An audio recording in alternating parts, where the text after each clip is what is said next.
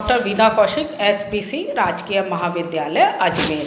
आज का मेरा टॉपिक है पार्ट 5, राष्ट्र संघ की असफलता के कारण और राष्ट्र संघ की समीक्षा।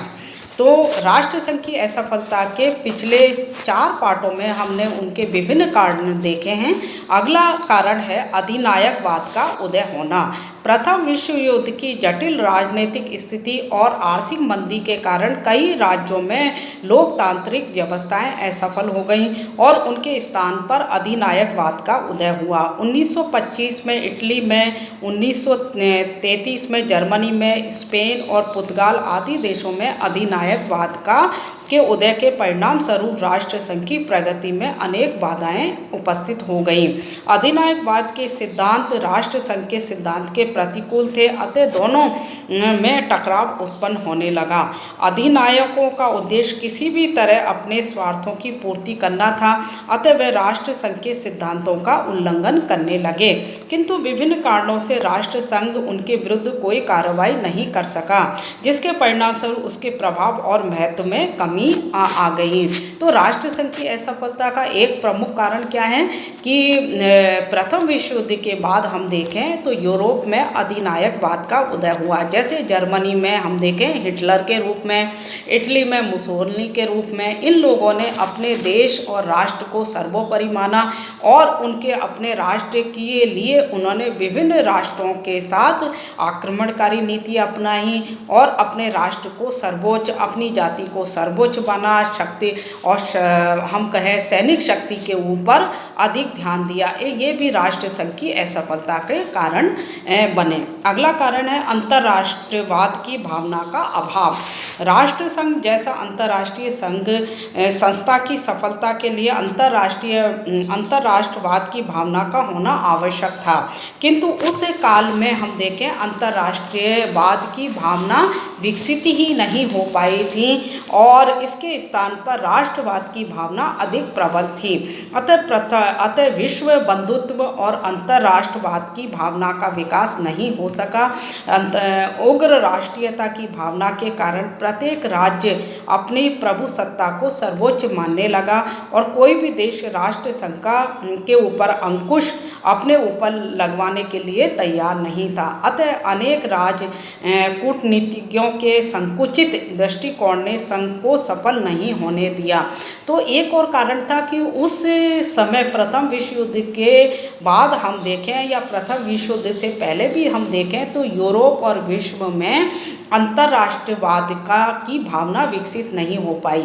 इसके स्थान पर उग्र राष्ट्रवाद की भावना पनपी। इटली और जर्मनी का जो एकीकरण हुआ वो भी उग्र राष्ट्रवाद की भावना के कारण हुआ।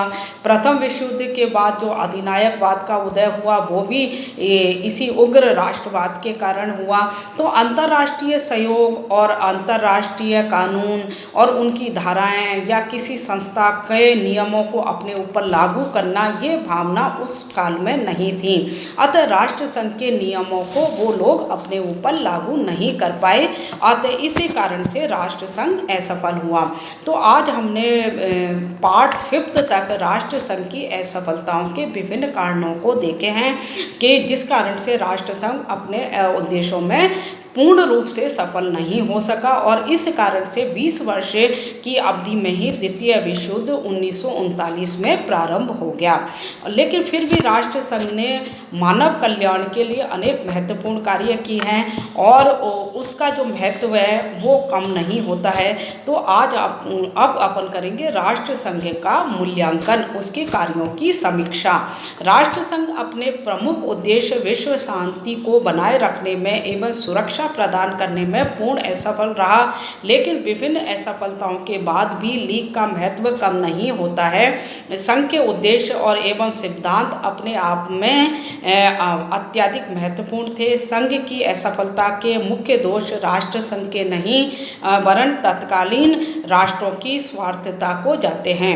सामाजिक और आर्थिक क्षेत्र में राष्ट्र संघ की उपलब्धियां उल्लेखनीय हैं। संघ ने मजदूरों, अल्पसंख्यकों, रोगियों, स्त्रियों, विकासों आदि की समस्याओं को अंतर्राष्ट्रीय स्तर पर स्वीकार करके उनके निवारण के लिए सामूहिक प्रयत्न किए। उसने ऑस्ट्रिया हंगरी की आर्थिक स्थिति को सुधारने के लिए महत्वपूर्ण कार्य किए।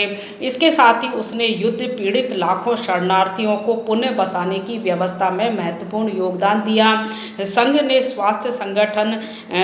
स्वास्थ्य संगठन ने महामारियों की रोकथाम और स्वास्थ्य सेवाओं के सुधार आदि में सफलता प्राप्त की।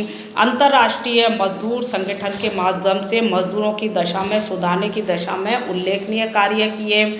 तो इस प्रकार पहली बार राष्ट्र संघ ने अंतर्राष्ट्रवाद की भावना, अंतर्राष्ट्रीय सहयोग की भावना के विकास करने की जो प्रणाली थी उसको प्रारंभ किया।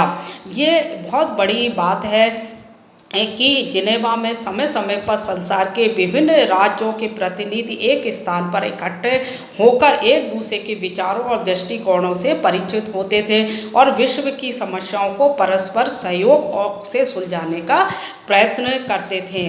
तो संयुक्त राष्ट्र की स्थापना जो द्वितीय विश्व युद्ध के बाद हुई उसके अंतर्गत हम देखें तो संयुक्त राष्ट्र संघ के उद्देश्य, सिद्धांत एवं कार्य प्रणाली पर राष्ट्र संघ की स्पष्ट छाप हमें मिलती है। यही राष्ट्र संघ की सबसे बड़ी उपलब्धि थी। धन्यवाद।